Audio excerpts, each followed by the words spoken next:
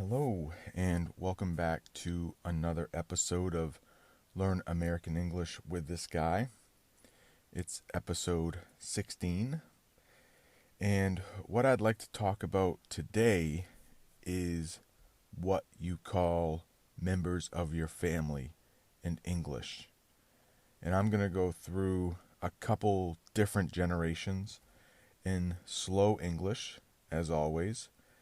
And I hope that I'm speaking at a good rate for you, not too fast, not too slow, but something that you can comprehend so it will build your English learning skills. Since the last podcast, episode 15, where I went through every country that has listened to the podcast, there have been 2 new countries, so I don't want to leave them out. Country number 36 is Panama. And if you are from Panama, you would be called Panamanian. And the 37th country is Slovakia. And if you are from Slovakia, you are called Slovak, a Slovak. And that is episode 15. If you want to go back and listen to all the countries that have listened to this podcast, I encourage you to. Since the last podcast, lots of listens from Saudi Arabia and Hong Kong. I very much appreciate the love that is coming from Saudi Arabia and Hong Kong. Don't forget about the Facebook group for this podcast. I will have links for that in the episode notes. The Instagram, a lot of new followers there. Thank you so much. I think we're up to about 25, which is 25 more than we had last week. So thank you so much for that. And I think they're real people. I don't think they are bots, and that is a term, bot. I'm not sure if I've talked about it. A bot is just a fake account that maybe wants to sell you something. Comes from robot, bot, fake account. But at this point, I'll take fake accounts. Makes me feel good. Makes me feel like I have more love than maybe I actually do. But I look through all of the new accounts on Instagram, and they seem legit, which is another idiom meaning real. It comes from the word legitimate. So if something is real, we call it legit. Oh yeah, that's legit. Legit. That means real, or it could mean good. So legit. If you are listening on Apple Podcasts, I would really appreciate it if you would rate and review this podcast. Stick 5 stars on that rating if you feel like it. I would certainly appreciate it. So far we have 3 reviews. And I think 2 of them are from my family members. So, speaking of family members, that is what we will talk about today. And I'll be right back after this short break from our sponsor, which is Anchor Podcasts. Thank you so much for listening. Welcome back. Let's get right into today's episode. These are all going to be family members in English. And I think if you're a beginner, this is going to be pretty important, because I think we often talk about ourselves, and one of the first questions you might get as an English learner, or any language really, is, tell me about your family, or do you have any brothers or sisters, or do you have any children, or are you married? So I think being able to talk about your family members comfortably will help. So I will start off as like when I was a baby, the family members I had back then, and go into the family members that I have now and possibly the family members that I will have in the future. So, when I was a baby, I had a mother and a father, and I called them mom and dad. And in English, you might have many different names to call your parents, like mama, papa, mommy, daddy, dada. So those can vary quite a bit, but I did call my mom and dad simply mom and dad. Not mother, father. That might be a little too formal, but I think it happens sometimes. I do have a sister. She is 2 years younger than me. And I do have a brother who is 5 years younger than me. When I was really, really young, I don't remember meeting her. But I did have a great-grandmother, which is what we call my mother's grandmother, or my father's grandmother.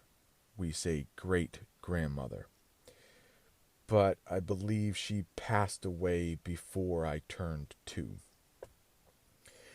I did have 2 sets of grandparents. One set from my mother's side and one set from my father's side. My father's parents were my grandparents, and I called them Mimi and Pop-Up. Mimi, short for Grammy, and Pop-Up, very close to like father, papa kind of thing. So Pop-Up. But unfortunately, my father's father, my grandfather, to get really fancy, if you're advanced, we call that paternal grandfather. Paternal grandfather, which is your father's father. Paternal. As opposed to maternal, which is your mother's parents, which I will get into in a second. So my paternal grandfather passed away when I was about 2, I think. I think I kind of remember him, but I might only remember him from the pictures that I've seen. I don't really remember. Now, my maternal grandparents, my mother's parents, I called them Nana and Pop-Up. So I had 2 Pop-Ups. And I think this could be done because I don't think I was able to speak when my father's father was alive. So I do have 2 Pop-Ups, but I don't actually think I called my paternal grandfather anything because I couldn't talk. Now, my mom has a sister, and she is my aunt. But that term does differ a little bit in the United States. Sometimes you will hear aunt, like I say, or sometimes you will hear ant, which is exactly like the little animal ant. So aunt or aunt. And she eventually got married, and her husband became my uncle. So uncle and aunt on my mother's side. Now that aunt has 3 children. She has 3 sons, and they are my cousins. So I have 3 cousins on my mother's side. Now my father has 1 brother, and that uncle of mine had 2 daughters, and they are also my cousins. Now in English, we do not have a different term for a male cousin or a female cousin. They are all just cousins. My parents never divorced, but if they did, I might have some half-brothers, some half-sisters, or some step-brothers and step-sisters. So let me explain what a half brother or a half sister is. A half brother or half sister is when you share one parent with that person. For instance, let's say my father had another wife, and with that woman, he had a child. So since that child and I share one parent, we would share my father, but we wouldn't have the same mother. We would say that we are half brothers or half sisters. I hope that makes sense. Half brothers and half sisters share only one parent, but not both. Step brothers and stepsisters share no parents. So if my father married that woman and she had a child already with another man, I would call that person my step brother or step sister.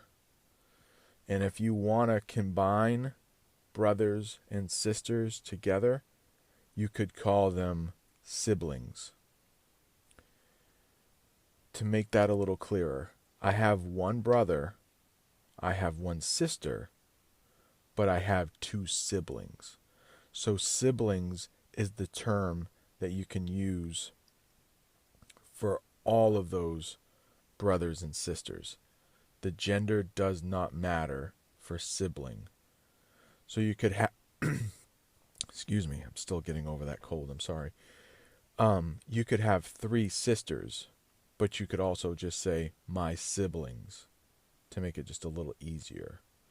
Or you could have 5 brothers, and you could just combine that and say my siblings. So gender does not matter. Now, I eventually got married, so I have a wife. If I married a man, that would be my husband. And just like with siblings, we do have a term where gender doesn't matter, and that is spouse. So somebody's husband, somebody's wife, it can be simply spouse. And there is no gender attached with that term, spouse. So my wife is my spouse. And when I married her, I inherited some more family. So her father became my father-in-law, and her mother became my mother-in-law. Now my wife has 2 brothers, and they became, watch this word, they became my brothers-in-law. That's how we make brother-in-law plural. The same goes for sister. In English, to make something plural, or to say that there is more than one, we usually just add an S or an ES. And we still do that here, but we don't do it at the end of the term. So I have 1 brother-in-law, but I have 2 brothers-in-law. I have 1 sister, but 2 sisters-in-law. And that's about it for your spouse's family. I have never heard the term cousin-in-law. I suppose you could say that, but we pretty much stop at the immediate family. Brothers, sisters, parents. Brothers, sisters, parents. Don't think you would say uncle-in-law. You might say, oh, my wife's uncle. Her brothers have children, and those are my nieces and nephews. My own siblings have children, and they are also my nieces and nephews. So when you're talking about brothers and sisters, even your spouse's brothers and sisters, when they have children, the boys are your nephews, and the girls are your nieces. Now, my wife and I have 2 children. And the boy is my son, and the girl is my daughter. I don't really want to think about them getting married just yet, because they are still only 12 and 13 years old. But if they do, let's say my son gets married, his spouse will become my daughter-in-law, and my daughter, when she marries, that man will become my son-in-law. And when they have children, they will be my grandchildren. But that's something that I hope will not happen for another decade or more. A decade is 10 years. Decade. Yeah, a little more than a decade will be fine with me. Let them get through college. Let them get a decent job. Let them get a good spouse. Then think about the children. 20 years. Let's say 20 years. I'll be happy. I'll be very old in 20 years, but I'll be happy if they wait that long. So I hope you have enjoyed, or at least got some information out of this latest episode. And please rate, comment, subscribe, all that good stuff with the podcast, with the Facebook group, with the Instagram. Thank you so much for all your support, and I will see you next time.